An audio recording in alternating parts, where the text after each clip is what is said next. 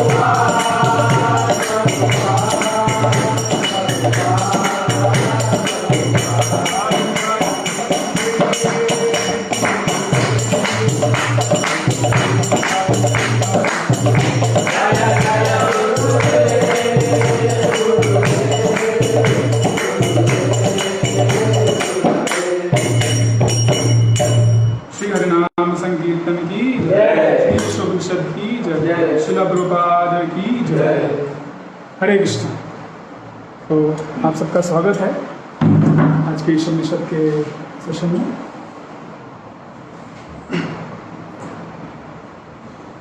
तो पिछली बार का हम रिवीजन करेंगे। तो पिछली बार हमने देखा कि कैसे जो मेंटल स्पेकुलेशन है, अपने मन के द्वारा हम कुछ सोचते हैं, विचार करते हैं, वह व्यर्थ है भगवान को जानने के लिए।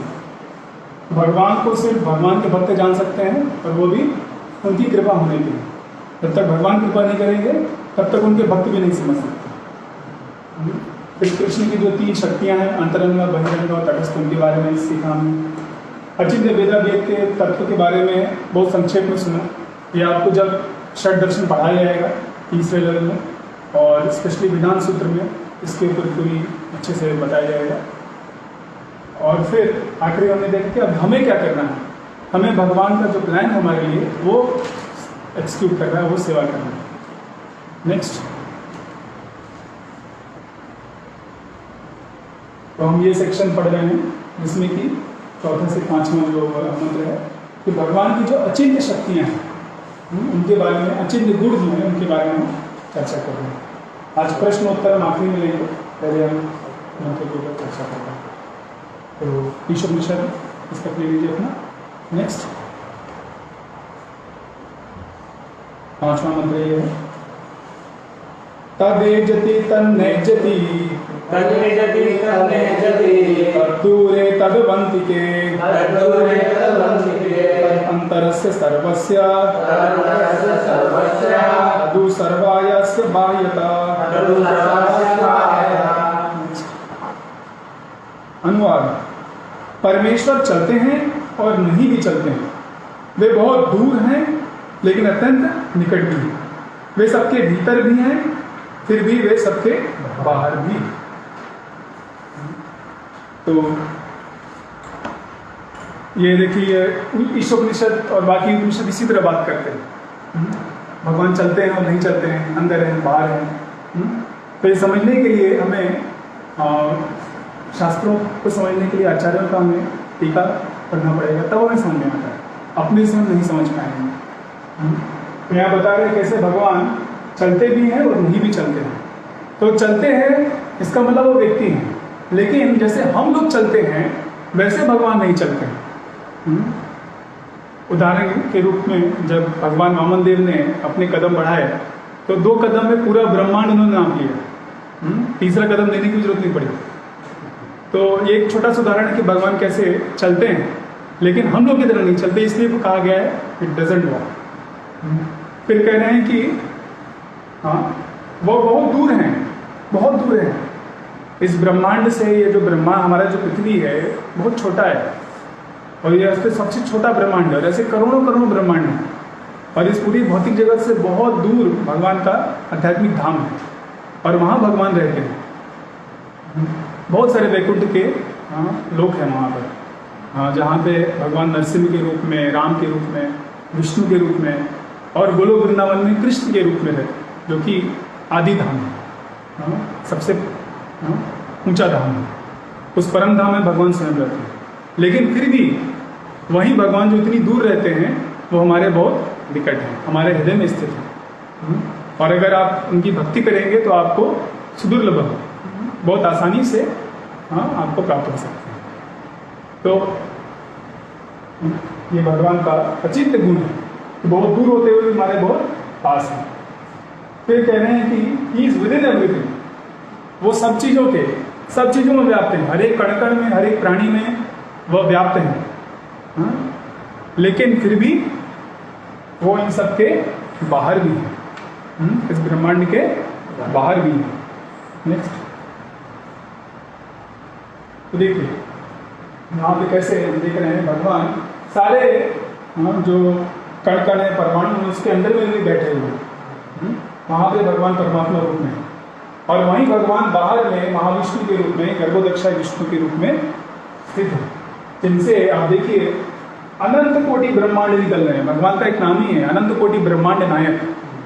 वह हीरो जिसने इतने सारे ब्रह्मांड बनाए हैं। हमारे हीरो लोग जो होते हैं छोटा एक दो सीरियल निकालते हैं, वीडियो निकालते हैं, पिक्चर निकालते हैं, लेकिन ये नायक, ये हीरो क्या कर रहे हैं? अनंत कोटि ब्रह्मांड की स्थापना कर रहे हैं। जब वो सांस लेते हैं, बाहर निकालते हैं, तो सभी ब्रह्मांड आते हैं उनके रोमकूप से निकल के, और जब वो सांस लेते हैं तो सब अंदर चले जाते हैं। तो ऐसे है भगवान। एक बार एक प्रश्न आया था क्षीरोदक्षाय विष्णु, गर्भोदक्षाय विष्णु के बारे में।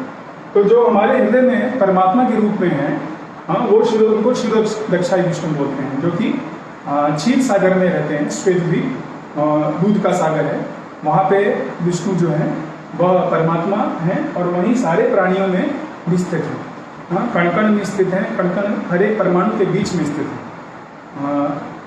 वैज्ञानिकों ने एक एक्सपेरिमेंट किया था, बहुत जिसने साइंस पढ़ा है सुना होगा, रदरफोर्ड एक्सपेरिमेंट। तो उसमें कुछ किरणें वो जो है भेजते हैं शायद गोल्ड फॉइल के थ्रू, सोने का उन्होंने एक पतला सा चादर बनाया, उसके थ्रू भेजा। तो कुछ जो किरणें हैं एकदम सीधे सीधे आ गई, कुछ डिफ्लेक्ट हो गई, कुछ एकदम सीधे सीधे चली गई। तो वो बोलते हैं कि वहाँ पे वो न्यूक्लियस था, वो न्यूक्लियस नहीं, परमात्मा थे। ठीक है, परमात्मा वहाँ पे स्थित है, और परमात्मा के थ्रू वो जा नहीं सकता, वो वापस रिजेक्ट हो जाता है। तो इनके कारण होता है। और फिर इसको, जैसे प्राणी के अंदर में जो परमात्मा है वो क्षीरोदक्षाय विष्णु है, तो जो पूरे इस ब्रह्मांड, एक ब्रह्मांड में परमात्मा है, उनको गर्भोदक्षाय विष्णु बोलते हैं, जो गर्भोदक सागर में रहते हैं। और इस ब्रह्मांड के बाहर ये महाविष्णु है, गर्भोदक्षाय विष्णु के बाहर। ये यहाँ देखेंगे, ये सब जो है गर्भोदक्षाय विष्णु के ब्रह्मांड में, और इसके पूरे ब्रह्मांड समस्त भौतिक जगत के जो परमात्मा है वह है महाविष्णु या कारणोदक्षाय विष्णु, कारणोदक सागर में जो विश्राम करते हैं। तो ये देखिए, ये भगवान बाहर भी हैं और हर प्राणी के अंदर भी है। तो ये भगवान का अचिंत्य गुण है। यह जो विरोधाभास है, हमें लगता है विरोधाभास नहीं है, भगवान में इस सब विरोधाभास का समन्वय है, क्योंकि वह क्या है? दिव्य है, वो हमारी तरह भौतिक नहीं है। जैसे मैं यहाँ पर हूँ तो बाहर में नहीं हूँ, ठीक है, क्योंकि मैं एक भौतिक जीव हूँ। लेकिन भगवान ऐसे नहीं है, भगवान यहाँ भी है, बाहर भी है, बीच में भी है। पूरा ब्रह्मांड उनका ही क्या कहते हैं? एक्सपेंशन है, प्रकाश है। उन्होंने ये रूप लिया है, भौतिक प्रकृति उनकी प्रकृति है, उनसे ही निकली हुई है, बस वो क्या है? भिन्न है, सेपरेटेड है। तो इस तरह से आप समझ सकते हैं कि भगवान के जो है वो दिव्य क्रियाकलाप हैं, दिव्य लीलाएं हैं, दिव्य गुण हैं, और वो हमसे भिन्न है। तो उपनिषद इसीलिए ऐसे टर्म्स में बात करते हैं, क्योंकि हमारा जो नॉर्मल, जो हम साधारण समय में हम लोग जो सोचते हैं, उसमें हमें लगता है कि व्यक्ति एक जगह हो सकता है, दूसरी जगह नहीं हो सकता। तो यह भौतिक व्यक्ति का क्या कहते हैं? गुण है। लेकिन भगवान ऐसे नहीं है, भगवान दिव्य है, उनमें वो सब भी है जो हमारे पास है, और वो उसके परे भी चीज़ें उनके पास है, वो गुण है। हमको जो भी गुण मिले, हमको जो भी शक्ति मिली, उनसे ही मिली है ना, और बहुत ही छोटी मात्रा में मिली है। वैसे कहते हैं कि भगवान चलते हैं, फिर भी नहीं चलते हैं। तो भगवान का चलना और हमारे चलने में अंतर है। भगवान का देखिए, एक सांस में सारे ब्रह्मांड जो हैं सृष्टि हो रही है और चले जा रही है। हम लोग कितनी बार सांस लेते हैं? कुछ होता है? कुछ नहीं होता है, ठीक है। आजकल सांस लेना भी मुश्किल हो गया है। हमारी सांस के लिए भी हमको भगवान के ऊपर ही निर्भर होना पड़ता है, ठीक है। ऑक्सीजन आजकल के बता रहे हैं कितना, 1 लाख रुपए का, कितने का मिल रहा है एक सिलेंडर? लाखों रुपया दे करके भी आज सिलेंडर नहीं मिल रहा है, और वो भगवान ने इतना फ्रीली इतने सालों तक हमको दिया है, और देते हैं और दे रहे हैं। तो समझिए भगवान की महानता कितनी, कितना मतलब अचिंत्य, आप सोच नहीं सकते, आपका बुद्धि के परे है। तो ऐसे भगवान के बारे में जान के बस उनका शरण लिया जा सकता है और उनकी सेवा की जा सकती है। तो जो कुछ भौतिकवादी व्यक्ति होते हैं वो अपने हिसाब से सोचते हैं, आत्मवत मन्यते जगत, मैं जैसा हूँ वैसा ही दूसरा व्यक्ति होगा, वैसा ही दूसरा व्यक्ति सोच रहा होगा। तो भगवान भी ऐसे होंगे। विशेषता जो हमारे भौतिकवादी फिलोसफर हैं, मटेरियल साइंटिस्ट हैं, वो सोचते हैं कि जैसे हम सोच रहे हैं वैसे ही सब कुछ। तो नेक्स्ट राइट। तो उनका उदाहरण प्रभुपाद जी डॉक्टर फ्रॉग के साथ देते हैं। डॉक्टर फ्रॉग्स फिलॉसफी, जो भौतिकवादी साइंटिस्ट हैं और मायावादी फिलोसफर्स हैं, उनका तुलना करते हैं। तो क्या हुआ, एक बार एक मेढक था, बहुत बड़ा मेढक था, और एक गहरे कुएं में रहता था, और वहाँ का वो राजा था, उसको सब पता था, सब कुछ पता था उस क्या कहते हैं कुएं के बारे में। तो एक बार उसका मित्र जो कि अटलांटिक ओशन गया था, वहाँ से आता है फॉरेन रिटर्न, तो आता है तो उसका स्वागत होता है, उसको बैठाते हैं, पूछते हैं भाई बताओ कहाँ से आ रहे हो, क्या देखा तुमने? अरे मैं गया था अटलांटिक सागर में गया था, इतना बड़ा है वो, इतना महान है वो। हाँ, तो उसको आप कल्पना ही नहीं कर सकते। तो बोलता है ऐसा कैसे? हाँ, मैं बताता हूँ कितना बड़ा होगा, देखो हाँ मेरे जैसे जितना बड़ा है उतना बड़ा है क्या?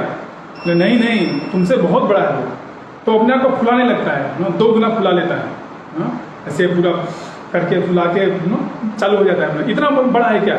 नहीं बहुत बड़ा है। तो अपना 10 गुना बनने का कोशिश करता है, और क्या होता है? ब्लास्ट। डॉक्टर फ्रॉग उधर ही उनका फिलॉसफी के साथ वो मर जाते हैं। तो ऐसा ही है, भौतिकवादी व्यक्ति और मायावादी साइंटिस्ट, मायावादी जो फिलोसफर्स हैं, पर्सनल फिलोसफर्स हैं, वो भगवान को सोचते रहते हैं भगवान ऐसे होंगे वैसे होंगे, उनका आँख नहीं है, कान नहीं है, हाँ वो कुछ नहीं कर सकते, बस वो एक ज्योति है। तो ये सब उनका इमेजिनेशन है। वो भगवान का ब्रह्म ज्योति है, लेकिन उसमें भी गुण है। हाँ? वो बोलते हैं नहीं वो निर्गुण है, निराकार है। हाँ? तो ये सब उनका क्या है? भ्रांति है। और उनका ये जैसे ये डॉक्टर फ्रॉग का अंत हो गया, वो भी अपने फिलॉसफी के साथ उनका अंत हो जाएगा, लेकिन कभी भगवान को जान नहीं पाएंगे।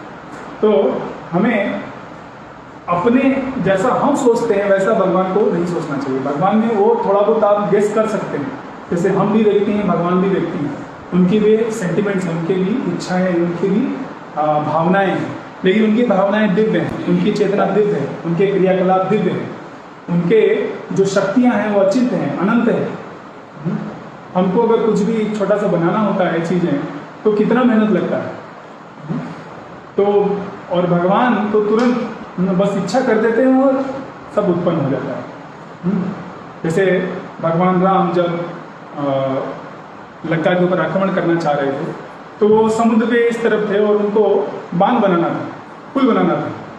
तो उसके लिए वो समुद्र से निवेदन कर रहे थे, लेकिन 3 दिन तक उन्होंने निवेदन किया, कुछ नहीं हुआ। तो भगवान राम को गुस्सा आया, उन्होंने तुरंत आँख उनका जो दृष्टिपात किया उस समुद्र के ऊपर, और तुरंत पूरा का पूरा समुद्र खोलने लगा, सारे जो जीवात्माएं सब छटपटाने लगे, और वो जो समुद्र देव है तुरंत आकर के उनके भी समर्पण किया। तो भगवान आम मनुष्य की तरह लीला करते हैं, लेकिन वो आम मनुष्य नहीं है, गूढ़म कपट मानुषम। वह कौन है? दिव्य व्यक्ति है। ये हमें समझना चाहिए, और जो जैसा भगवान उनके भक्त बता रहे हैं अपने साक्षात्कार से, वो हमें स्वीकार करना चाहिए। नेक्स्ट, तो गीता में बताया गया है 15.6 में कि न तद भाषते सूर्यो न शशांको न पावक यद गत्वा न निवर्तन्ते तद धाम परमम मम। तो भगवद गीता में बता रहे हैं भगवान के धाम के बारे में। तो उसमें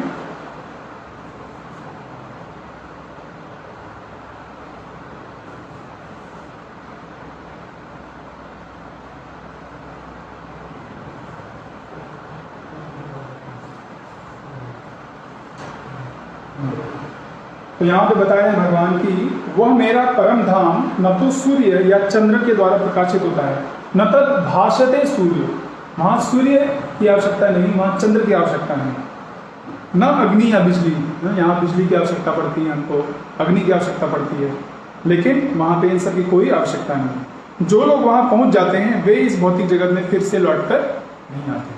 तो वह इतना दिव्य धाम है, वहाँ अगर एक बार आप जाएंगे तो वहाँ से वापस आपको आने की जरूरत नहीं पड़ेगी। भगवान का परम धाम है। तो जो चीज़ इतनी दूर है, जो भगवान इतनी दूर रहते हैं, उनके बारे में यहाँ बैठे बैठे हम कैसे समझ सकते हैं? हम जैसे हम देख रहे थे वो डॉक्टर फ्रॉग, वो अपने उस कुएं में बैठा हुआ है, तो कैसे अटलांटिक समुद्र के बारे में समझ सकता है? तो हम भी भगवान के विषय में अपने द्वारा, अपने बुद्धि के द्वारा नहीं समझ सकते।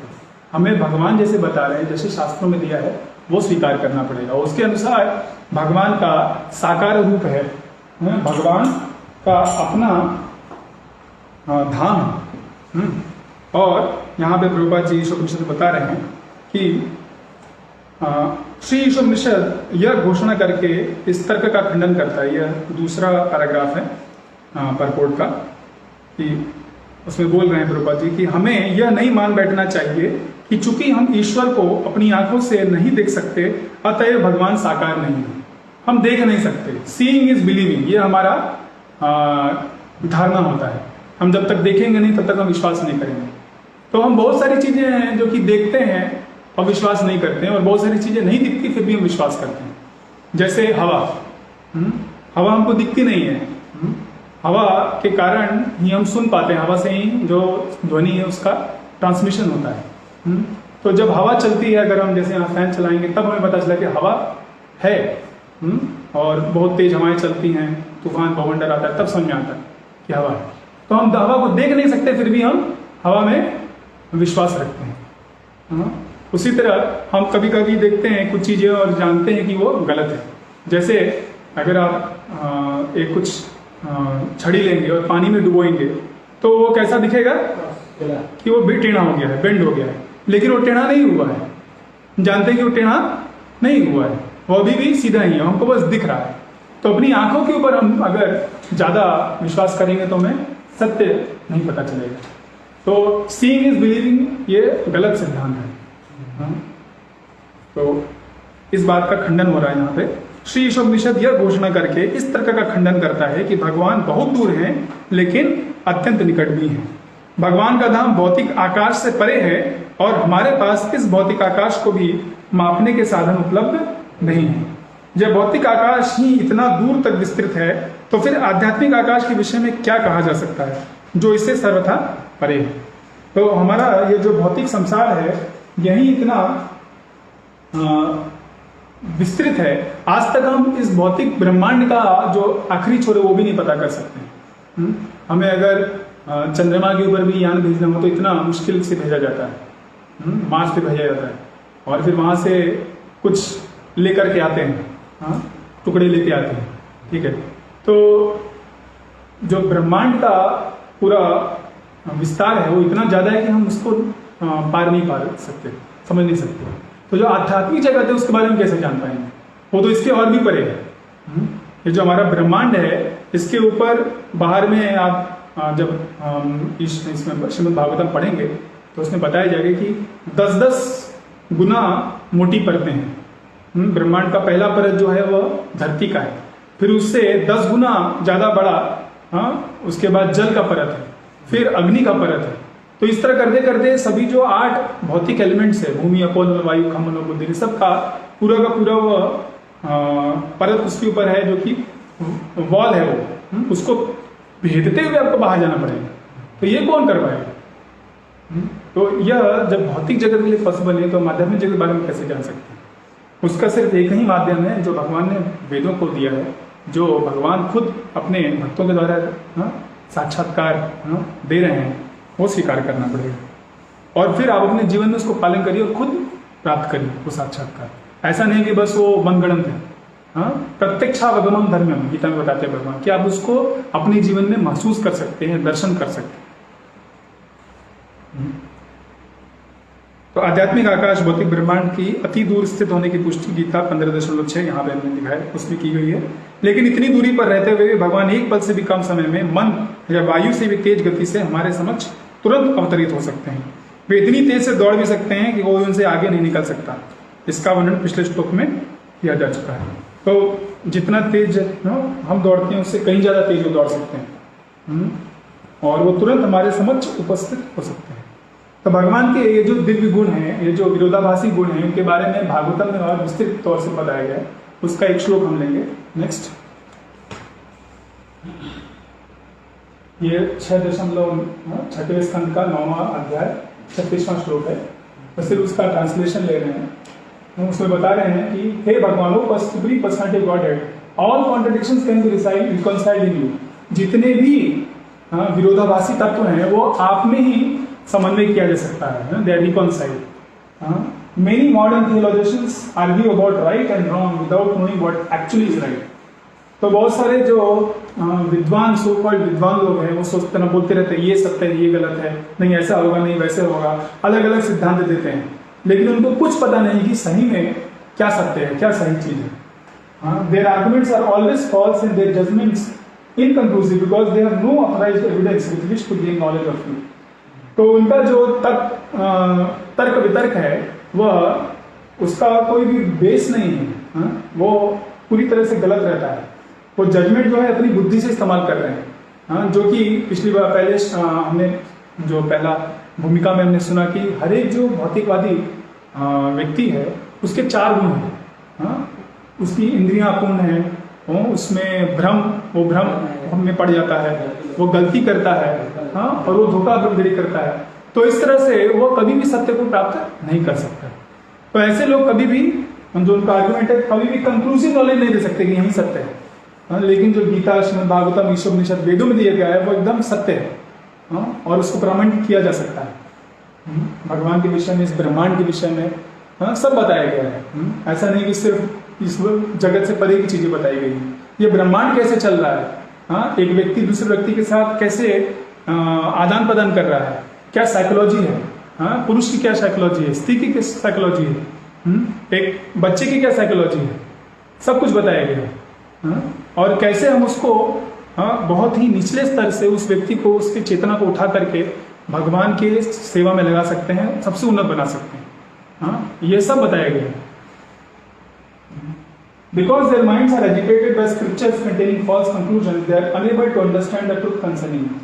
तो अलग अलग शास्त्र हैं, उनके अपनी अपनी चीजें हैं, जिसके द्वारा वह अलग अलग कंक्लूजन देते हैं, सिद्धांत देना चाहते हैं, लेकिन वो सब क्या है वो आपको नहीं समझ सकते उसके द्वारा। नेक्स्ट,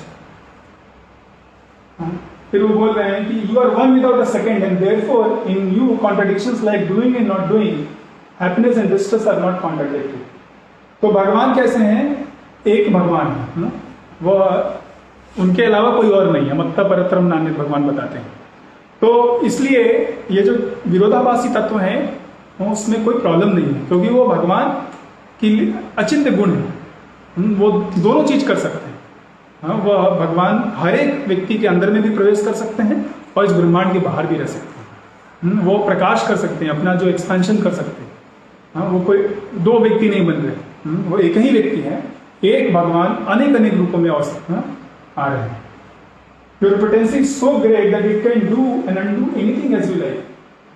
अचिंत्य मतलब वो कुछ भी कर सकते हैं, जो हम सोचें वो भी, और जो हमारे सोच के बाहर है वो भी, और जो कर रहे हैं उसको भी अंडू कर सकते हैं। With the help of that potency, what is impossible for you? आपके लिए क्या इम्पॉसिबल कुछ भी नहीं है। Since there is no duality in your constitutional position, you can do everything by the influence of religion। तो कुछ भी आप में विरोधाभास नहीं है, इसमें आप में डुअलिटी नहीं है। डुअलिटी मतलब जैसे हैप्पीनेस डिस्ट्रेस है, वैसा डुअलिटी आपके में नहीं है, आपके नैसर्गिक स्थिति में, और आप सब कुछ कर सकते हैं, जो चाहे वो कर सकते हैं, क्योंकि सब आपने ही बनाया है, आप में समस्त शक्तियां हैं, आपसे बड़ा कोई व्यक्ति नहीं है। अगर यहाँ पे कोई कुछ करना चाहे, अगर पुलिस कुछ करना चाहे तो उनके ऊपर गवर्नमेंट रहती है, गवर्नमेंट उनको रोक सकती है। एक देश कुछ करना है, दूसरा देश उसके ऊपर आक्रमण कर देता है, लेकिन भगवान को रोकने वाला कौन है?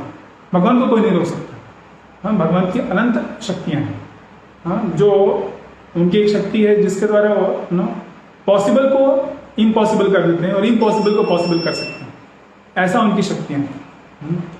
जैसे एक बार एक व्यक्ति प्रभुपाद जी से पूछ रहे थे, कह रहे थे कि आप कहते हैं कि भगवान कुछ भी कर सकते हैं। तो प्रभुपाद बोला हाँ, बोले ठीक है, तो क्या वह ऐसा पत्थर बना सकते हैं जो कि वो खुद ना उठा पाए?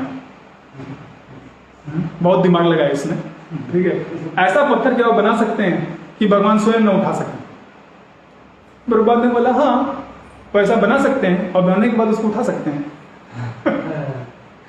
या एक बार दूसरी बार ऐसे कोई किसी ने पूछा, प्रभुपाद हाँ, कृष्ण बनाएंगे और बलराम उठा देंगे।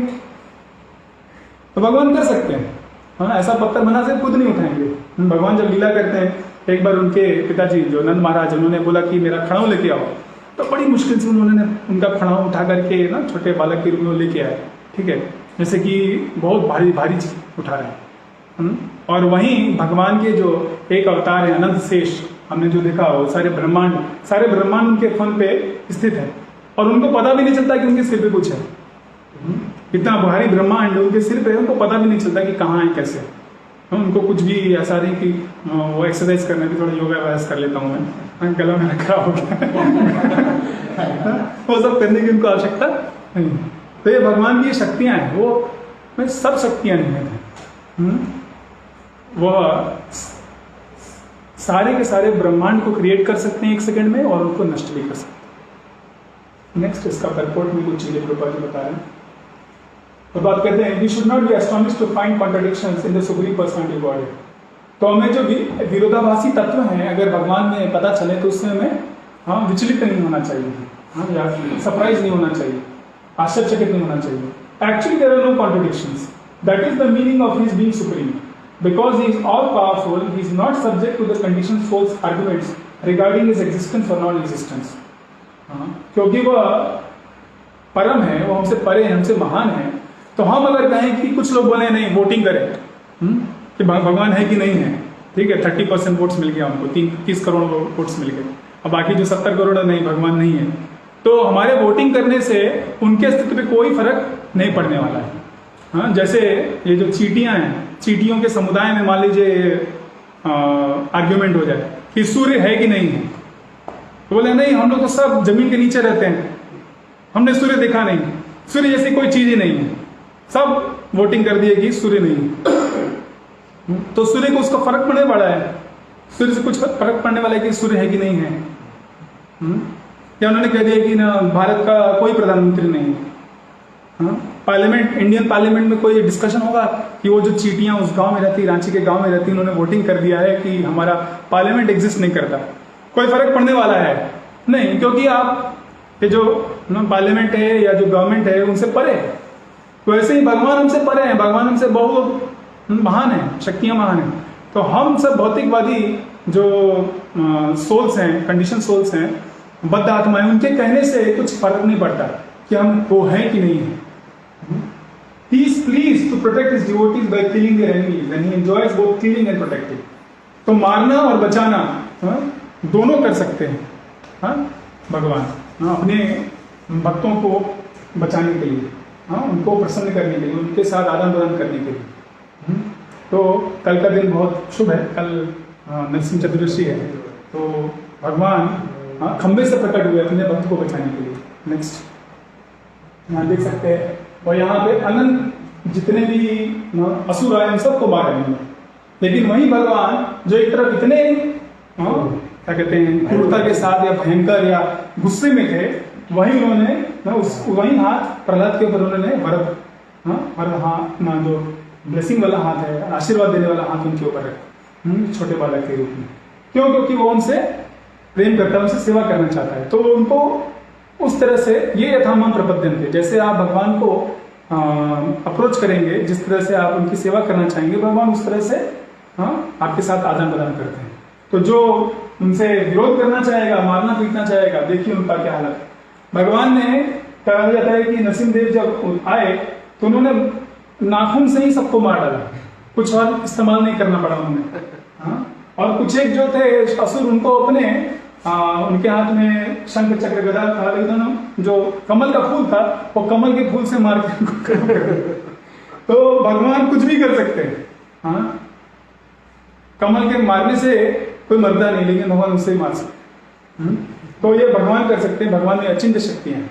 तो he relishes protecting devotees, he relishes killing the asuras, जो असुर लोग उनका संहार करने में उनको क्या कहते हैं अच्छा लगता है, क्योंकि उससे क्या हो रहा है, ब्रह्मांड में बाकी जीव जो है वो सुखपूर्वक रह पाएंगे। वो हिरण्यकशिपु जो पूरा प्रताड़ित कर दिया था पूरे ब्रह्मांड को, टेरराइज कर दिया था। एक चैप्टर है जब भागवतम पढ़ेंगे हम लोग, तो उसमें Hiranyakashipu terrorizes the universe, original terrorist है वो, ठीक है। तो फिर भगवान नरसिंहदेव आते हैं और उसको समाप्त करते हैं। तो भगवान की ये अचिंत्य शक्तियां हैं, और वह इसका इस्तेमाल अपने भक्तों को प्रसन्न करने के लिए, उनके साथ आदान प्रदान करने के लिए, उनका गुणगान करने के लिए। इस छोटे से बच्चे प्रहलाद के लिए देखिए भगवान खंबे को फोड़ के निकल गया है। स्तंभे सभायां न मृगम न मानुषम सत्यम विदातुम निज वृत्त भाषितम व्याप्तिम च भूतेषु अखिलेषु चात्मन अदृश्यतात अद्भुत रूप उद्वहन स्तंभे सभायां न मृगम न मानुषम। भागवतम में श्लोक पता है कि अपने भक्त की बात को पुष्ट करने के लिए, क्योंकि प्रहलाद ने बोला था कि हाँ इस खंबे में भगवान है, तो वहां से वो निकल के आए। और ऐसा रूप जो कि किसी ने अदृश्यतात अद्भुत रूप उद्वहन, अद्भुत रूप उन्होंने यह स्वीकार की। ऐसा अद्भुत रूप था कि स्वयं उनकी जो अर्धांगिनी है लक्ष्मी देवी वो भी डर गई थी कि मैंने तो ऐसा रूप देखा ही नहीं, ये कौन है। तो भगवान ये भी ना कि अचिंत्य शक्ति का एक प्रदर्शन है। नेक्स्ट, तो भगवान के विषय में और गुणगान हुआ है श्रीमद् भागवतम में, ये बहुत ही महत्वपूर्ण श्लोक, कृपया मेरे पीछे दोहराने का प्रयास करिए। संचिन्तये भगवतश्चरणारविन्दम् वज्राङ्कुशाध्वज सरोरुहलाञ्छनाढ्यम् उत्तुंग रक्तविलसन्नखचक्रवाला ज्योत्स्ना विराहतमहदृदयण्डकारम्। Next translation. इसमें बोल रहे हैं कि भक्तों को क्या करना चाहिए, भगवान का जो साकार रूप है उसके बारे में चर्चा की जा रही है। Devotee should first concentrate his mind on the lord's lotus feet. जब भी आप भगवान का दर्शन लेने जाए, उनके विग्रह का दर्शन लेने जाए, क्या करना चाहिए, सबसे पहले उनके चरणों का दर्शन करना चाहिए। हाँ, और उनके चरणों में क्या है, हाँ उनके चरणों में ये सारे मार्क्स हैं which are adorned with the marks of thunderbolt. हम जो वो वज्र है उसका मार्क्स है, एक बोर्ड जो कि जिसके द्वारा हाथी को वो किया जाता है, कंट्रोल किया जाता है। हाँ, अब बैनर वहां देखिए, बैनर है, हाँ अंकुश है और एक लोटस। तो ऐसे बहुत सारे भगवान के चरणों पे आप देखिए, यहाँ पे अलग अलग चिन्ह है। यहाँ पद्म है, फूल है, चक्र है, ये बैनर है, हाँ शंख भी है, मछली है। तो ये सब के सब जो है भगवान के चरणों में ये मार्क्स रहते हैं। ठीक है, तो कोई भी व्यक्ति क्लेम करता है कि मैं भगवान हूं, तो उनको बोलिए आप अपने चरण चिन्ह दिखाइए और ये सब होने चाहिए आपके पैरों के निशान में। हाँ, ऐसा नहीं कि वहां फटा हुआ है खून निकल रहा है तो आप भगवान नहीं है, समझ जाइए। तो ये भगवान के चरणों में आप भगवान के जहां भी चरण चिन्ह है आप वहां जाके देखेंगे, ये सब चिन्ह आपको मिलेंगे, असली भगवान में ये होते हैं। तो भगवान का ये डिस्क्रिप्शन है। तो अगर साकार रूप नहीं होगा तो कैसे उनके चरणों का आप दर्शन करें, क्यों उनके चरणों के बारे में बताया जा रहा है। तो जो मायावादी लोग बोलते हैं कि भगवान का रूप नहीं है, वो गलत है, उनका पूरा रूप है और वह रूप बहुत ही क्या है, हाँ मनमोहक है। नेक्स्ट, चरणों में देखिए यहाँ पे बता रहे बात हो रही है। The splendour of their beautiful Ruby nails resembles the ऑर्ब of moon and dispel the thick gloom in once heart. तो ये जो नख, उनके नख है, नख से जो नाखून से जो चमक है इतनी ज्यादा है, हाँ वो कैसे रूबी नेल्स ना, रूबी से जैसे निकलती है किरणें वैसे रहती हैं। और वो जो चंद्रमा का और छोटा चंद्रमा जब मनमोहक चंद्रमा होता है, हाँ एक रूप, तो उसकी तरह दिखाई देता है, आधा अर्ध चंद्र की तरह। और उससे क्या है, वो दर्शन देने से क्या होता है, dispels the thick gloom in once heart. जो हमारे दृढ़ अंधकार, हमारे हृदय में जो अंधकार है, माया बैठी है, वो सब का सब नष्ट हो जाती है सिर्फ भगवान के चरणों का दर्शन लेकर के। तो यह भगवान के सिर्फ चरणों का दर्शन लेने से ऐसा होता है। तो जिन चरणों के कारण इतना हमको मुक्ति मिल रही है उस अंधकार से, हाँ समझिए वो भगवान के साथ अगर हम सेवा के सामने मिलेंगे, उनका दर्शन होगा, उनकी सेवा करेंगे, आदान प्रदान करेंगे, तो क्या हाँ हो। तो यह इस तरह से अनेक श्लोक हैं, अगर हम उसको बताएंगे तो पूरा समय चला जाएगा, तो इसलिए उसमें एक श्लोक हमने लिया है। आगे जब श्रीमद् भागवतम आएगा 2 महीने बाद हम लोग पढ़ेंगे, तो उसमें और डिटेल पढ़ेंगे। तो इस तरह से भगवान के जो चरण हैं उनका दर्शन लेना चाहिए, ऐसा बताया सिखाया जा रहा है। और यह हर भौतिक जो बद्ध आत्मा है उसके उद्धार के लिए भगवान ये कर रहे हैं। नेक्स्ट, तो भगवान अर्च विग्रह के रूप में आते हैं जिससे कि वो हम हमारी सेवा को स्वीकार कर सकें। हम उनकी सेवा करना चाहते हैं, लेकिन कैसे करें, हमको एक साकार रूप चाहिए। तो भगवान का साकार रूप है, लेकिन वो आध्यात्मिक है, दिखता ही नहीं है। भगवान को छोड़िए, हम भी आध्यात्मिक हैं, हम भी भौतिक जो आत्मा है, हाँ आत्मा आध्यात्मिक है, उसको नहीं देख पाते। तो भगवान को कैसे देख पाएंगे? तो इसलिए भगवान बहुत ही दयालु हैं और वह स्वयं अर्च विग्रह के रूप में अवतार लेते हैं। जो भगवान का डीटी फॉर्म है, हाँ विग्रह रूप है, हाँ उसको लोग मूर्ति बोलते हैं, लेकिन एक्चुअली मूर्ति नहीं कहना चाहिए, उसे अर्च विग्रह कहा जाता है। तो वो भगवान का अर्च विग्रह है। वह शास्त्रों में बताया गया है कि भगवान कैसे दिखते हैं, और उसके बाद वो एक स्थापना की पद्धति है, हाँ कि जो जीवित एक पत्थर होता है उसी से उनका मूर्ति बन सकता है। उसका बहुत सारा डिस्क्रिप्शन है कि एक जो एक कीड़ा होता है वो एक तरफ से दूसरी तरफ तक जाता है उस पत्थर को खाते हुए, और वो एक निशान छोड़ते हुए जाता है, और वहाँ पे अगर 8 दिशा में आप एक हथौड़ी से वार करेंगे तो आवाज़ निकलती है। तो वही पत्थर जो है इस्तेमाल किया जाता है, किसी भी पत्थर से भगवान की मूर्ति नहीं बनाई जाती। तो स्थापत्य वेद है, हाँ स्थापति जो भगवान की मूर्तियाँ बनाते हैं वो जानते हैं, उनको और जानना जरूरी है और फॉलो करते हैं, ठीक है, तब भगवान की मूर्तियाँ बनती हैं। और फिर उसके बाद एक इंस्टॉलेशन सेरेमनी होता है ना, पद्धति है जिसमें भगवान को अलग अलग चीजें अर्पण की जाती हैं। उनके शुद्ध भक्त जो है भगवान का गुण कीर्तन करते हैं, हाँ प्राण प्रतिष्ठा करते हैं, और भगवान को इनवाइट करते हैं कि कृपया आप आध्यात्मिक जगत से अवतार लीजिए इस मूर्ति रूप में, और तब भगवान आकर के वो स्वीकार करते हैं। और जब एक पद्धति हो जाती है तब वो जो पत्थर है पत्थर नहीं रहता, वो भगवान स्वयं बन जाता है, वो स्वयं भगवान और उनमें कोई अंतर नहीं। तो यह विज्ञान है, ये सिर्फ मनगढ़ंत चीजें नहीं है। हाँ कुछ एक लोग होते हैं, अरे मूर्ति पूजा क्या करनी है, लोग मूर्तियों को तोड़ देते हैं, हाँ और अलग अलग चीजें बोलते हैं कि अगर मूर्ति पूजने से होता तो मैं कुछ भी पत्थर को पूज लेता, ना महान बन जाता। मूर्ख, तुम्हें पता ही नहीं है विज्ञान। तो यह विज्ञान पूरा है, ये हमें समझना होगा कि भगवान की ये कृपा है हमारे ऊपर, वो आ रहे हैं इस रूप में, मनमोहक रूप में, ताकि हमारा उनसे आकर्षण हो जाए। जो हम इस भौतिक प्रकृति से आकर्षित हैं, भौतिकवादी लोगों से आकर्षित हैं, वो आकर्षण को हटा करके भगवान के ऊपर हम केंद्रित कर सकते।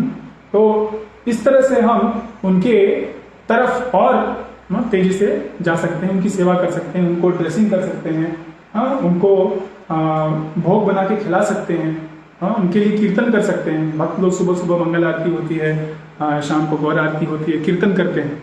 हाँ तो वह अगर भगवान का विग्रह नहीं है तो बस ऑल्टर क्लोज्ड है, हाँ आप क्या कीर्तन करेंगे, किसका कीर्तन करेंगे?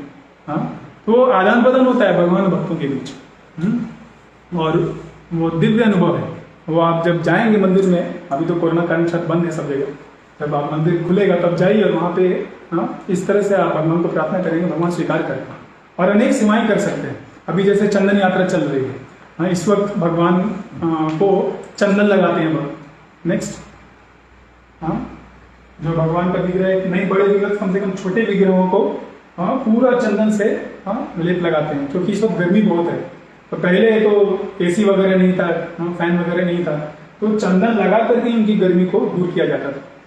तो पूरा भगवान को देखिए, जो पूरा ड्रेस है ये पिछले साल का है राधा माधव का, और वो पूरा चंदन से है, ये इसमें कुछ भी कपड़े का इस्तेमाल नहीं किया गया। सर भगवान को पूरा ठंडा पहुंचे, तो भगवान जैसे एक व्यक्ति हैं उनको उस तरह से ट्रीट किया जाता है और उस तरह से हम सेवा करते हैं। तो हम क्वालिफाइड बनते कैसे, हम भगवान के धाम जाके भी उनको सेवा कर सकते। यहाँ गिरिराज जी को भी वैसे ही चंदन लगाया गया। तो इस तरह से अनेक सेवा, पूरा 24 घंटा भगवान की सेवा में लग सकते हैं। और इस तरह क्या होगा, सिर्फ और सिर्फ कृष्ण चिंतन में आपका मन लगेगा, जो कि भौतिकवादी चीजों में लगा है। तो जो जितना करेगा वो उतना भगवान से आसक्त होगा, उससे उनका संबंध बढ़ेगा। और सबसे आसान तरीका है भगवान का नाम लेना, भगवान के विषय में सुनना, जैसे अभी हम कर रहे हैं, भगवान के विषय में बताना। आप श्रवणम कर रहे हैं, मैं कीर्तनम कर रहा हूँ, और दोनों का इसमें भगवान के ऊपर हमारा ध्यान होता है इसके द्वारा। ये सबसे आसान तरीका है, कोई भी कभी भी कर सकता है। ये सब सेवाएं जो हैं, पुजारी इसके लिए आपका दीक्षा होगा, पुजारी बनेंगे, ब्राह्मण दीक्षा होगा, तब आप कर पाएंगे। लेकिन श्रवणम कीर्तनम विष्णु स्मरण तो अभी भी कर सकते हैं। तो इस तरह से हम बहुत आसानी से भगवान के प्रति अपना प्रेम जागृत कर सकते हैं। नेक्स्ट, अब कुछ लोग बोलते हैं अरे कैसे हो सकता है सर, भगवान कैसे भौतिकवादी चीज में आ सकते हैं? तो भगवान, even if God appears before us in the form of material energy, he can convert this energy into spiritual energy. क्योंकि जो भौतिक चीज है वह भगवान का ही एक शक्ति है। हाँ? वो भगवान की बहिरंगा शक्ति है। तो बहिरंगा को अंतरंगा शक्ति में वो कन्वर्ट कर सकते हैं। उदाहरण के तौर पर प्रभुपाद जी कहते हैं कई बार, जैसे एक इलेक्ट्रिकल इंजीनियर है, वही इलेक्ट्रिकल एनर्जी जो हीटर में जाकर के गर्मी पैदा करती है, उसको ही वो यूटिलाइज करके रेफ्रिजरेटर में वो क्या करता है, ठंडक पैदा करता है। ठीक है, तो यह वैज्ञानिक व्यक्ति कर सकता है, जिसके पास एक ज्ञान है वो कर सकता है। मूर्ख व्यक्ति को समझ में नहीं आएगा। हाँ, ऐसा नहीं है कि जो हम फ्रिज में, अभी तो फ्रिज का इस्तेमाल ज्यादा कर रहे हैं, हीटर का इस्तेमाल सर्दी में करेंगे। हाँ, लेकिन दोनों के लिए इलेक्ट्रिसिटी सेम बोर्ड से आती है। ऐसा नहीं कि सेपरेट इलेक्ट्रिसिटी हम लेते हैं, सेम विद्युत का इस्तेमाल करते हैं, बिजली का इस्तेमाल करते हैं। तो वैसे ही सेम भगवान जो है वो जो भौतिक एनर्जी में ना, मेटल एनर्जी में जो अगर किसी पत्थर के बने हैं या वुड के बने हैं, हाँ, तो उसमें जब प्रवेश करते हैं तो उसको वो आध्यात्मिक शक्ति में कन्वर्ट कर सकते हैं। नेक्स्ट, तो ये यथामाम प्रपद्यन्ते, ये बहुत बड़ा सिद्धांत पिछली बार हम चर्चा कर रहे थे। ताम सदैव भजाम्यहम्, भगवान कहते हैं कि वो किस प्रकार अपने भक्तों को ट्रीट करते हैं। वैसे ही जैसे डिवोटीज डिग्री ऑफ सरेंडर, जैसे जैसे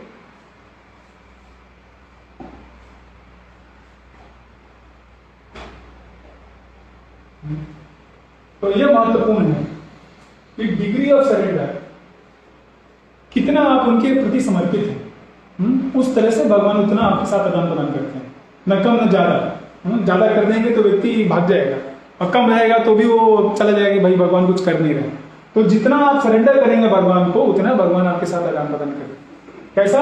He reserves the right to reveal himself to anyone and everyone, but to show himself only to those who surrender him. जो उनके प्रति समर्पण करें, जो उनकी सेवा करें, उनको ही पूरी तरह से रिवील करेंगे। और वो रिवीलेशन कैसा है? कंप्लीट होता है 24 घंटे। ऐसा नहीं कि आज दिखे और 10 दिन नहीं दिखे। हाँ, ऐसा नहीं है। जब भगवान अपने आप को एक्चुअली में रिवील करते हैं, then you can have constant relationship with him. भगवान के साथ बात कर सकते हैं आप हमेशा। तो ऐसे भक्त हैं जो कि इस स्थिति में पहुंच चुके हैं और पहले भी ऐसे हुए हैं। तो वो स्थिति हमें प्राप्त होगी जब हम अच्छे से साधना भक्ति करेंगे, भगवान का नाम लेंगे, भगवान का कीर्तन करेंगे, सेवा करेंगे। उसके विषय में भक्ति रसायन में पढ़ाया जा रहा होगा, साधना भक्ति के बारे में बताया जाएगा। Thus the surrendered soul is always within reach. जो उनके प्रति समर्पित भक्त हैं, जिन थोड़ा भी सरेंडर किया उनको वो उनके साथ आदान प्रदान कर सकते हैं, उनको भगवान को पहुंच सकते हैं भगवान तक। Whereas for the unsurrendered soul, जो सरेंडर नहीं किए हैं, जो एकदम देखते हैं भगवान है कि नहीं है, कहाँ है भगवान, कहाँ दिखाओ भगवान, तो उनके पहुंच से भगवान बहुत दूर रहते हैं।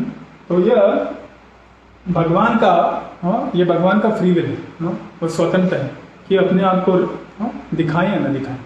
और जिसको दिखाते हैं उसको उसने कहीं ना कहीं भगवान की सेवा की है, भले ही इस जन्म में या पिछले जन्म में उसने सेवा जरूर की है, तभी भगवान उसको दर्शन दे रहे हैं, वरना भगवान ऐसे दर्शन नहीं देते।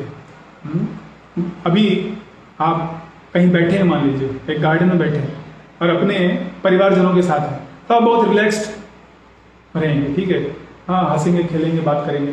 लेकिन वहीं पे तुरंत कोई व्यक्ति आ जाए, कैमरा लेकर के जूम इन जूम आउट करने लगे, हाँ, तुरंत आप फॉर्मल हो जाएंगे, कौन है तुम, क्यों आए तुम, क्या कर रहे हो, बोलेंगे ना।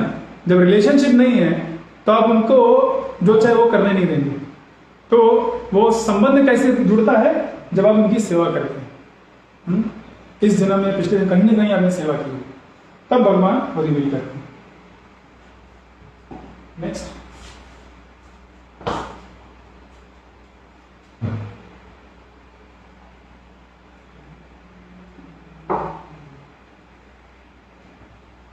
प्रभुपाद जी अपने प्रकोप में दो चीजों की बातें कर रहे हैं, सगुण और निर्गुण ब्रह्म के बारे में। तो ये मायावादी लोग बहुत इसका इस्तेमाल करते हैं। ये मायावादी लोग अननेसेसरी जो भक्ति करना चाहते हैं, उनके भक्ति में बहुत सारा बाधा उत्पन्न करती है, ये सब डाउट्स फैलाते हैं। तो उसके बारे में सीखेंगे थोड़ा। तो सगुण ब्रह्मन क्या है? द वर्ड सगुण does not imply when the Lord appears with पर्सिबल qualities.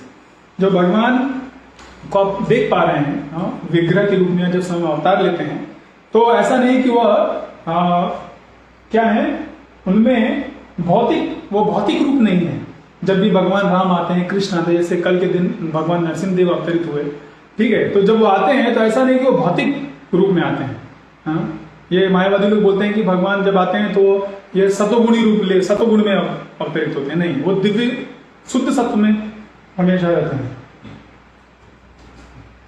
For him there is no difference between the material and spiritual energy because he is the source of all energies. तो उनके लिए कोई अंतर नहीं है भौतिक शक्ति और आध्यात्मिक शक्ति। जैसे प्राइम मिनिस्टर है तो उनकी ही होम मिनिस्ट्री है और उनकी ही प्रिजन मिनिस्ट्री है, ठीक है। वो चाहे तो बाहर रहें या जब चाहे तब जेल में जाके भी विजिट कर सकते हैं, उनको कोई नहीं रोक सकता। He is the supreme commander, ठीक है। तो वैसे ही भगवान भौतिक जगत में भी आ सकते हैं, आध्यात्मिक जगत में भी रह सकते हैं। ज्यादातर आध्यात्मिक जगत में रहते हैं और यहाँ कभी कभी आते हैं और अपनी लीला करते हैं। तो जब आते हैं तो अपने आध्यात्मिक रूप में आते हैं, वह भौतिक नहीं है। तो सगुण मतलब उनके दिव्य गुण है, हाँ, वह भौतिक गुण नहीं है। सगुण रूप जो ले रहे हैं वह आध्यात्मिक उसमें गुण है, वह भौतिक गुण नहीं है उसमें। नेक्स्ट, फिर निर्गुण के बारे में पीछे As the controller of all energies, he can at any time be cannot at any time be under their influence as we are. तो वो कभी भी आध्यात्मिक शक्ति या भौतिक शक्ति के अंतर्गत उनके नियम के कठोर के नियम के अंदर नहीं आते, वो उनसे मुक्त होते हैं। वो स्वराट है, वो उनकी शक्ति है, वो स्वयं शक्तिमान है और शक्ति उनके कंट्रोल में रहती है। जैसे हमने उदाहरण दिया कि एक प्राइम मिनिस्टर, वो उनकी शक्ति है होम मिनिस्ट्री, उनकी शक्ति है प्रेजेंट मिनिस्ट्री, उनकी शक्ति है इलेक्ट्रिसिटी डिपार्टमेंट, सब उनका ही है। तो वो उनके नियम के अंतर्गत नहीं आते हैं। The material energy works according to his direction, therefore he can use that energy for his purposes without ever being influenced by any of the qualities of that energy. तो जो भौतिक शक्ति है वह उनकी ही इच्छा पे चल रही है। मया दक्षिण प्रकृति सूयते सच आचरण, गीता में भगवान बताते हैं कि मया दक्षिण, मेरी अध्यक्षता में चल रहा है। तो जो उनकी अध्यक्षता में चल रहा है वो भगवान के ऊपर कंट्रोल कभी नहीं कर सकते। तो इसलिए वो जैसे चाहे वैसे अपने भौतिक शक्ति को इस्तेमाल कर सकते हैं, आध्यात्मिक शक्ति को इस्तेमाल कर सकते हैं। तो इस तरह वह निर्गुण है, हाँ, क्योंकि वो किसी भी भौतिक क्वालिटी के द्वारा जो तीन गुण हैं, सतोगुण, रजोगुण, तमोगुण, उनके से परे हैं, उनमें कभी नहीं आते हैं। तो इसलिए वो निर्गुण करते हैं। निर्गुण मतलब बिना भौतिक क्वालिटीज के, बिना भौतिक गुणों के। तो ईशोपनिषद में ये 5वें के परपोर्ट में ऊपर बता रहे हैं। हाँ? तो सगुण ब्रह्मण, निर्गुण ब्रह्मण। सगुण मतलब जब वो गुणों के साथ आ रहे हैं, हाँ, वो दिख रहे हैं आपको, तो ये मत सोचिए कि वो भौतिक है और वो हमेशा, हाँ, वो उनमें कोई भी भौतिक प्रकृति का कुछ भी प्रभाव नहीं पड़ता, इसलिए वो निर्गुण, उनको निर्गुण भी कहा गया। हाँ? तो निर्गुण ब्रह्म। हम जो हैं, हम भौतिक जो बद्ध आत्माएं, हम भौतिक प्रकृति के अंतर्गत आ सकते हैं क्योंकि हम बहुत छोटे हैं, अणु हैं। लेकिन भगवान क्या है? असीमित है, अनंत है, वो इनके परे है। नेक्स्ट, तो वहीं लोग विवर्तवाद और परिणामवाद, ये दो वाद हैं, हाँ, इनके बारे में थोड़ा चर्चा करेंगे। थ्योरी ऑफ इल्यूजन, तो जो मायावादी लोग होते हैं उनका विवर्तवाद है। हाँ, वो क्या कहते हैं कि the change of cause into effect is merely a कारण। तो ये जो संसार में सब कुछ होता है उसका सबका एक कारण होता है। जैसे अगर हम कुछ धक्का दें, अगर हम कोई क्रिकेट खेल रहे हैं, फुटबॉल खेल रहे हैं, ठीक है, तो अगर बैट्समैन मारेगा बॉल को तभी वो बाहर जाती है, ठीक है, तो उसका कारण है। तो there is a cause and there is an effect. वो बैट्समैन कॉज है और बॉल का बाहर जाना इफेक्ट है, ठीक है। तो वो क्या कह रहे हैं उनके हिसाब से कि यह जो है ये सिर्फ दिख रहा है, ये क्रिकेट मैच हो नहीं रहा है, आपको लग रहा है कि हो रहा है, ठीक है। तो फिर इतना लोगों को आनंद क्यों आता है देखकर? फॉर एग्जाम्पल यहाँ पे उदाहरण दे रहे हैं कि जैसे हम अगर देखें कि कोई सांप दिख रहा है वहां पे क्या एक रस्सी, लेकिन उस रस्सी को हम सांप की तरह समझ रहे हैं। तो ऐसा नहीं कि वह जो रस्सी है वो सांप के रूप में ट्रांसफॉर्म हो गई है, वो सिर्फ दिख रहा है। तो ऐसा उदाहरण वो लोग देते हैं कि अंधेरे में अगर कहीं रस्सी पड़ी हुई है और आपको लगता है कि अरे वहां पे लग रहा है सांप, तो एक्चुअली सांप नहीं, आपको जस्ट दिख रहा है। हाँ ठीक है, वहां पे सांप नहीं है, लेकिन कहीं ना कहीं तो सांप है। सांप नाम का चीज, सांप नाम का पशु होता है ना, तभी तो आप सोच रहे हैं कि सांप है, ठीक है। हाँ, तभी आप सोच रहे हैं कि वो जो रस्सी है सांप की तरह दिख रहा है। तो वैसे ही कहीं ना कहीं तो भगवान है, कहीं ना कहीं तो असली में शक्ति है, हाँ, भगवान का रूप है, तभी तो हम यहाँ पे खोज रहे हैं, तभी तो हम दिख रहे हैं। तो यह विवर्तवाद है, थ्योरी ऑफ इल्यूजन, सब माया है इनके लिए। ब्रह्म सत्य, सिर्फ ब्रह्म सत्य है और जगत मिथ्या है। ब्रह्म सत्यम जगत मिथ्या से बोलते हैं। तो ये मिथ्या है, हाँ, वो मिथ्या क्या है, असली में मिथ्या क्या है? मिथ्या उनका कॉन्सेप्ट है, ये सोचना, ये सोच मिथ्या है कि सब माया है। तो असली चीज क्या है वो अगले बता रहे हैं, वह शक्ति परिणामवाद। नेक्स्ट इसको बोलते हैं शक्ति परिणामवाद, ट्रांसफॉर्मेशन ऑफ एनर्जी। तो एक शक्ति दूसरे शक्ति में ट्रांसफॉर्म हो जा रही है, यह असली फिलोसफी, असली सिद्धांत ये है, दर्शन ये है। There is a real transformation of the cause into the effect. तो जो बैट्समैन है उसका शक्ति था उसके पास, उसने इस्तेमाल किया और वो शक्ति इम्पार्ट होती है उस बॉल में, इसलिए वो बाहर जाता है। So there is a real transformation, real transformation of the cause into the effect। जैसे पेड़ है, वो उसमें क्या है, लकड़ी है, वो लकड़ी को आप लेकर के चेयर बना सकते हैं। तो एक्चुअली एक ट्रांसफॉर्मेशन होता है, वो जो लकड़ी है वो अभी नहीं रही, उसको ट्रांसफॉर्म कर दिया गया। और मिल्क टू योगर्ट, जो दूध है वो दही में कन्वर्ट हो रहा है। तो इस तरह सबका सब जो है, एवरीथिंग इज रियल, सब कुछ रियल है, ब्रह्म भी सत्य है, जगत भी सत्य है। तो there is going to be transformation from one form to another. तो एक रूप से दूसरे रूप में उसको परिवर्तित हो रहा है। अगर मान लीजिए हमको रोटी बनाना है तो पहले क्या पाउडर के रूप में आटा है, उसमें पानी मिलाया, उसको हमने गूथा, ठीक है, फिर उसको बनाया और पका करके फिर हमने रोटी बन गया, ठीक है। तो पहले क्या था, पाउडर के रूप में आटा था, वो भी सत्य है। जो बाद में रोटी बन रहा है वो भी सत्य है, उसको इस्तेमाल कर सकते हैं आप, भगवान को अर्पण करके प्रसाद के रूप में स्वीकार कर सकते हैं, ठीक है। जो दूध है वो भी होता है और दही, दोनों एग्जिस्ट करता है। ऐसा नहीं कि हम सोच रहे हैं कि दही बन गया, नहीं, वो असली में एग्जिस्ट करता है। तो इसी तरह ये जो ब्रह्मांड है, भौतिक जगत है, it's a transformation of spiritual energy into material energy. सब कुछ आध्यात्मिक है, सर्व खल्वेदम ब्रह्मन, वहां से ये भौतिक जगत आया। तो जो भौतिक जगत है उसको बोलते हैं जड़ ब्रह्मन, हम है तटस्थ ब्रह्मन, और अंतरंग शक्ति है वो इंटरनल एनर्जी ब्रह्मन, ठीक है। और भगवान कौन है? परम ब्रह्म, और संपूर्ण ब्रह्म है, परम ब्रह्म, परम धाम, ऐसे अर्जुन बताते हैं गीता। तो यह शॉर्ट में परिणामवाद बता रहे हैं, शक्ति परिणामवाद, कि असली में शक्तियों का जो है ट्रांसफॉर्मेशन हो रहा है, एक चीज को दूसरे चीज में ट्रांसफॉर्म कर रहे हैं, ठीक है, और उसके कारण हमें दिख रहा है। तो यह ट्रांसफॉर्मेशन जो है यह सत्य है। यह जगत भी सत्य है और ब्रह्म जो आध्यात्मिक जगत है वो भी सत्य है। हाँ, लेकिन ये जगत क्या है, यह टेम्पररी है, हाँ? यह शाश्वत नहीं है, अशाश्वतम है। तो भूतवा भूतवा प्रलीत, आता है और चला जाता है, ठीक है। नेक्स्ट,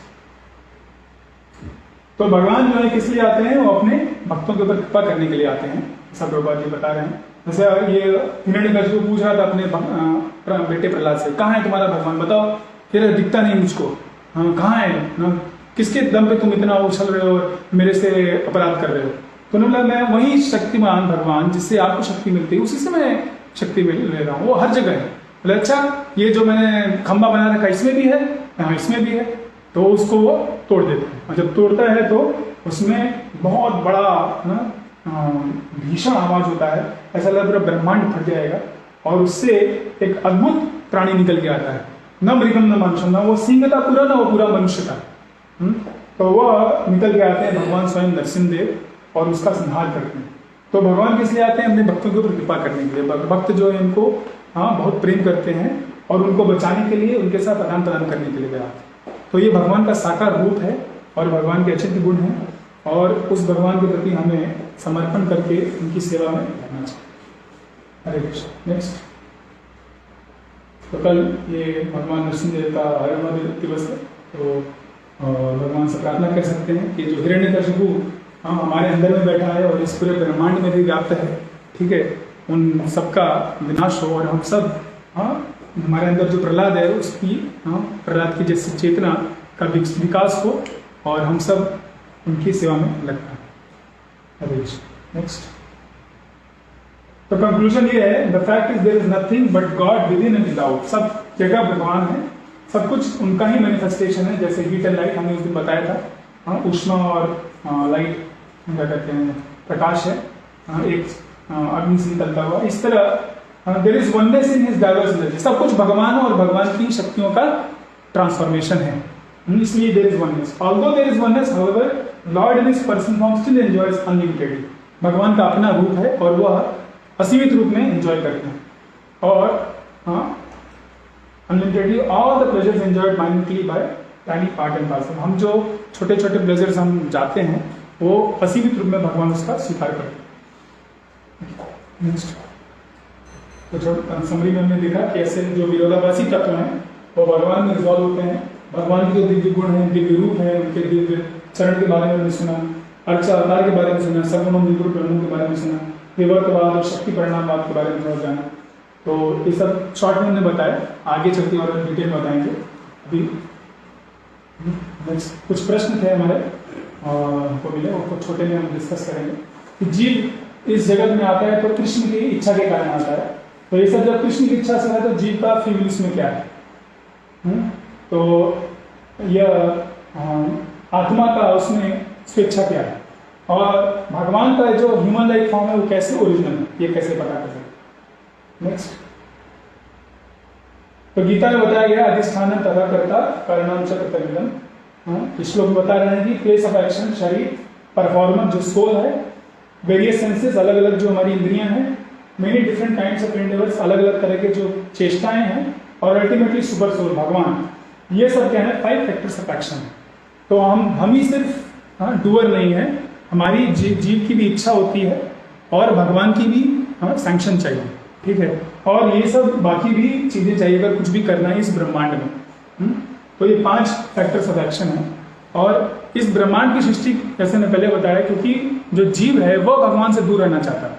भगवान स्वराट हैं तो हम भी उनके अंश होने के कारण हमारे में भी स्वतंत्रता का भाव रहता है, तो उसको हम कभी भी मिसयूज कर सकते हैं. तो इसलिए भगवान ने हमको मौका दिया है कि हम कोशिश कर लें सुखी होने का उनके विरोध में रह के, लेकिन ये नहीं हो पाता है. और जब हम फ्रस्ट्रेट होकर के भगवान का शरण फिर से लेते हैं तो हमें स्वीकार करते हैं, और हमें वो डिजायर करना है. अगेन हमें we are one of the doers, तो हमें वो we have to take that action. हमें वो इच्छा को जागृत करना होगा भगवान की सेवा करने का. तो इस तरह से भगवान और हमारे ऊपर सब कुछ थोपा नहीं जाता. हमारी भी अपनी स्वेच्छा है, लेकिन उस स्वेच्छा को हमें सही इस्तेमाल सीखना है. हम proper use of that free will. Next, अभी जो दूसरा प्रश्न था कि कैसे भगवान हम जाने कि भगवान का जो मनुष्य रूप है वही ओरिजिनल है. तो श्रीमद् भागवतम के पहले स्कंद में 30 अध्याय के 28 श्लोक में आता है, एते चाम सकला पुंस कृष्णस्तु भगवान स्वयं. तो कृष्ण जो है वही स्वयं भगवान है. कृष्ण जो दो बाहों वाले मनुष्य रूप वाले भगवान है, वही स्वयं भगवान है, और बाकी सब उनकी कला है. तो ओरिजिनल भगवान वही है. गीता में भगवान बोल रहे हैं अहम सर्वस्व प्रभु. अहम मतलब मैं, वो सबके सब कुछ उनसे आया है. बाद में अर्जुन बोलता है कि परम ब्रह्म परम धाम पवित्रम परमम भगवान, कि आप परम ब्रह्म हैं, और बाकी जो नारद मुनि, अश्वित देव, व्यास, ये सब आपको स्वीकार करते हैं. फिर 11वें अध्याय में भी 45 से लेकर 55 श्लोक आप पढ़ेंगे तो वहां भी बताया गया कैसे भगवान का जो विराट रूप है उससे वो चतुर्भुज रूप में आते हैं, और वापस जो दो बाह वाला रूप है उसमें आते हैं, और उसको सौम्य रूप में बताया गया है, और वो ओरिजिनल फॉर्म है. तो ये भी आप श्लोक आप देख सकते हैं 11, 45 और 55. नेक्स्ट, फिर एक और ये भीष्म पितामह बोल रहे हैं पहले स्कंद में, ऐसा वही भगवान साक्षात आद्यो नारायण जन्म. ये स्वयं उंगली दिखा के बोल रहे हैं. ये जब भगवान वो मृत्युशैया पे थे, शवशैया पे थे, बाणों की बेड पे थे और शरीर छोड़ने वाले थे, तो वहां पे पांडवों को लेके आते हैं भगवान कृष्ण, और वो उंगली दिखा दिखा के बोल रहे हैं कि ये जो कृष्ण बैठा है, यही कृष्ण कौन है? ये साक्षात भगवान है, आदि नारायण, यही he is the first Narayan. और यह सभी जो ऋषियों के जो पांडु लोग यदुकुल में ये घूम रहे हैं, लेकिन वो कौन है? भगवान स्वयं है. और हम सबको बिविल्डर कर रहे हैं, मुंह में डाल रहे हैं, लेकिन वो कौन है? He is the inconceivable original personality of God. तो यहां से हम समझ रहे हैं he is the original person, because the great Mahajan Bhishma Pitamah he is telling. Okay, land over. शिला प्रभुपाद की जय. कल आप छठा वर्ष पढ़ के हरे